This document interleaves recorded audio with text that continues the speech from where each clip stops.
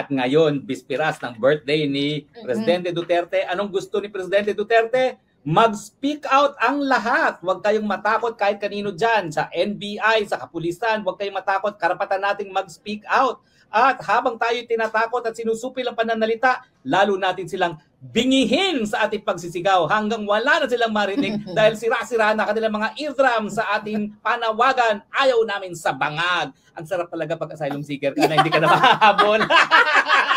Nek-nek nyo, hindi na ako mahahabol. Kaya ngayon, bangag. O, di ba? Yes. No, actually, daldala ko yung kopya dyan. Daldala ko yung kopya ng, what do you call it? Authentication. Ay, nako.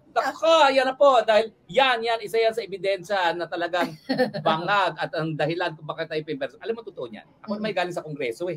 Kaya pwede ba magtigil-tigil na kayo dyan sa mga sinungaling nyo? Talagang galit na galit sila sa akin dahil ako pinagbibintangan na akong source ng bangag video. Eh, ikaw naman talaga yun.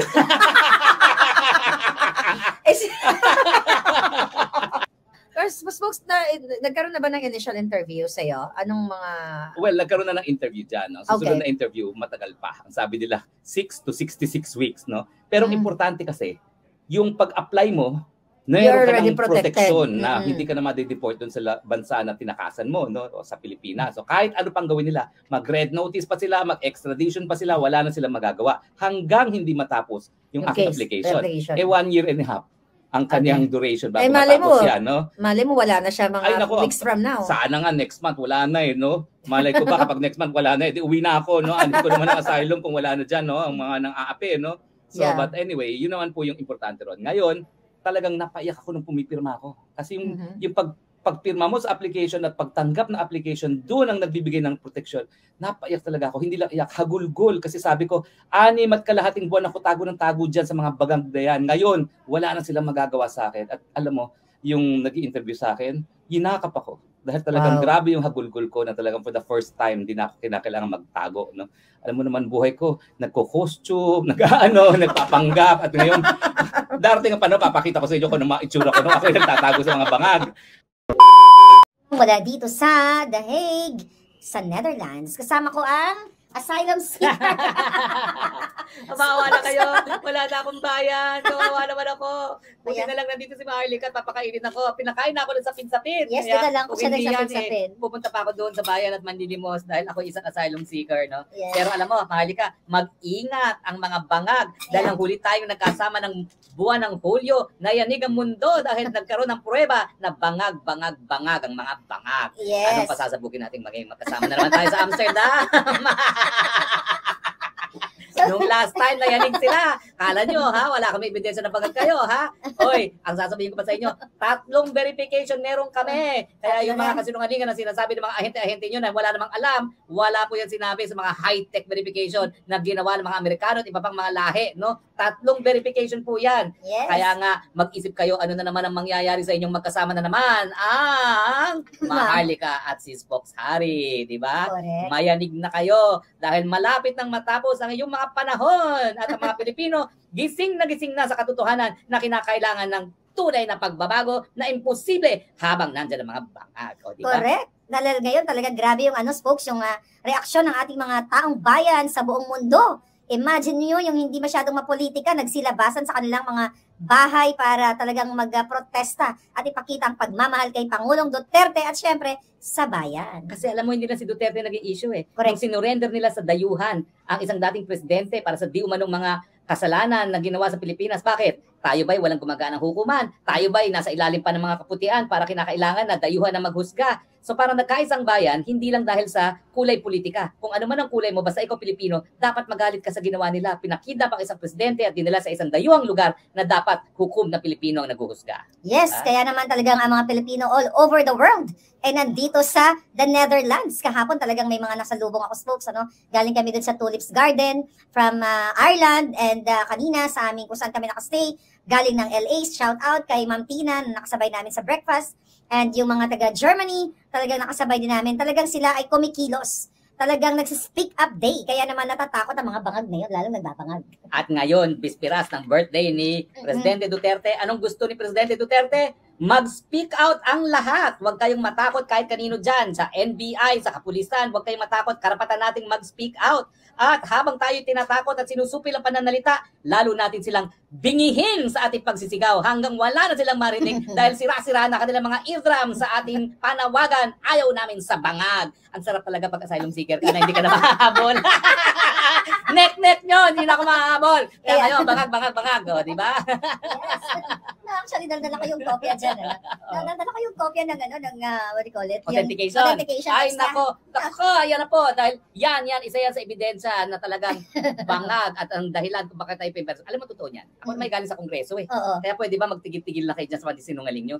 Talagang galit na galit sila sa akin dahil ako pinagbibintangan na akong source ng bangag video. Eh, ikaw naman talaga yun.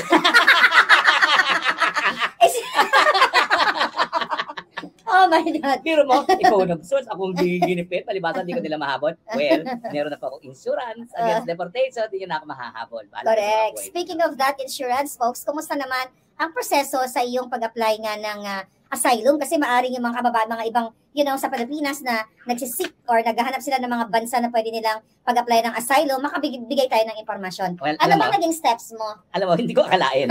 Kasi sabi nila, wala naman daw kulong.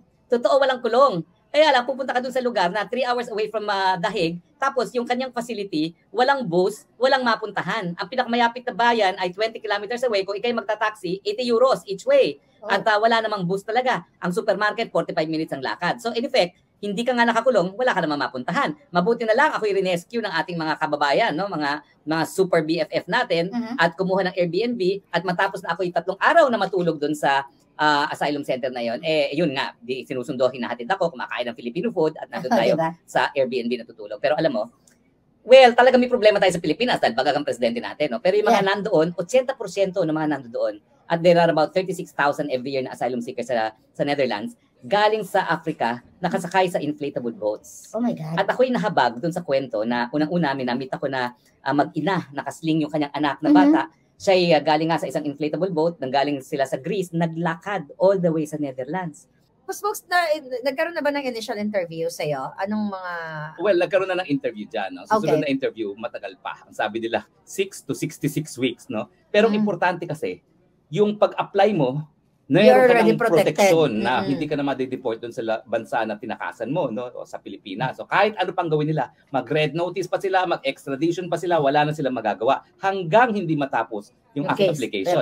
1 year and a half ang kanyang duration bago matapos yan, no? Malay mo, wala na siya mga weeks from now. Sana nga next month, wala na no? Malay ko ba kapag next month wala na, uwi na ako, no? Hindi ko naman ang asylum kung wala na dyan, no? Ang mga nang-aapi, no? So, but anyway, yun naman po yung importante ron. Ngayon, talagang napaiyak ako nung pumipirma ako. Kasi yung pagpirma mo sa application at pagtanggap na application, doon ang nagbibigay ng protection. Napaiyak talaga ako. Hindi lang iyak, hagulgol. Kasi sabi ko, 6 at kalahating buwan ako tago ng tago dyan sa mga bagang dayan. Ngayon, wala na silang magagawa sa akin. At alam mo, yung nag-i-interview sa akin, yinakap ako. Dahil talagang grabe yung hagulgol ko na talagang for the first time, hindi na ako kinakailangan magtago. No? Alam mo naman, buhay ko, nagko-costume, nagpapanggap. At ngayon, darating ang panahon, papakita ko sa inyo kung ano mga itsura ko. Ako yung nagtatago sa mga bangag. Ay, nako, ngayon, hindi na ako kailangan magtago. Bahala kayo sa mga buhay ninyo. Nandito na ako, may karapatan na ako bilang asylum seeker. Yes. So, ano ba yung mga balita dun sa Pilipinas? Kasi, balita, from your friends, talagang, alam ko naman na hinahunting tayo pareho, hindi lang ikaw. Mas matindi ka. Di ba? Ikaw gusto ka nilang gurgurin. Yeah, may assassins talaga sila pinadala. Pinapasok pa sa Amerika, ha? At may konsabahan yan sa mga opisyalis natin dyan sa Philippine Embassy, ha? Dahil sila pa nagpapasok dyan, ha? Yes. Actually, kasama nga yan sa mga exhibit ko, no? Yung mga ganyang information, mga ebidensyang kinalap ko dahil dyan sa gusto na talaga nilang paggurgur. But ganun pa man, lumalaban tayo kahit saan. Kaya nga talagang wala nang atrasan to, folks. Wala na. Ako dati, maingat pa dahil sabi ko, baka ako matrace, VPN pa, at saka kahit paano, hinay-hinay lang. Ngayon, wala na. Bangag. At yun po mga kababayan, no, yung mga pahayag ni Attorney Harry Roque. At ang update daw doon sa kanyang asylum na or pag-apply niya ng asylum doon sa the Netherlands, no, at nakapag-start na daw siya mga kababayan. At meron daw siyang protection from the Dutch government na hindi na po siya mapapauwi, no, ng gobyerno ng Pilipinas dahil nag-start na yung kanyang application at ang next daw na interview ay from 6 to 66 weeks daw mga kababayan, at yung validity niya ay 1 year and a half. So hindi po siya mapapauwi, no? Kung gustuhin man ng gobyerno ng Pilipinas daw, hindi na daw siya mapapauwi kasi protected na po siya ng Dutch government, no, doon sa the Netherlands.